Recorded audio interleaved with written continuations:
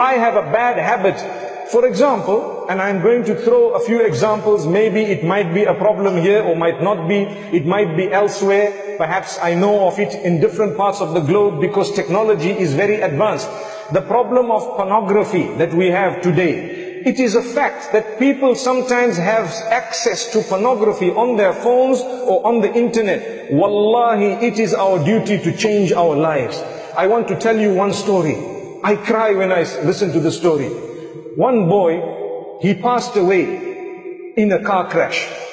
And this is in a Muslim country. And he was a boy who was hooked onto pornography. May Allah forgive him. But what happened is, he paid some money with his card in order to get weekly emails full of naked women. So his friends told him that, we don't want to all pay. Why don't you pay, and when the email comes to you, you can send it to us.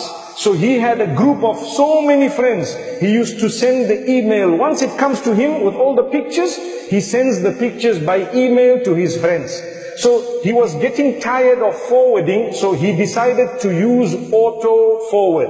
Auto forward means automatically the email will go forward. So he died in the car crash. His friends were with him. They were shocked and they were really hurt that our friend has died. Some of them were involved in the crash, but they did not die.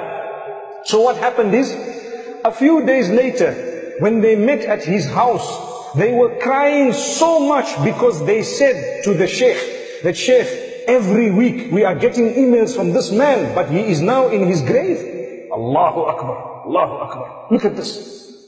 You see? So do we want this to happen to us? A person passed away, but because he put auto forward, it continued coming to him. They had to go back to the servers and they had to go back. It took a very long time before they had to cut, because they waited for the subscription to expire. But they were crying. They all learned a lesson. So I said that inshallah Allah will forgive him, because so many of you have stopped watching pornography because you learned a very big lesson. Subhanallah. So Allah can forgive him. We must not think bad about him. Allah is the judge.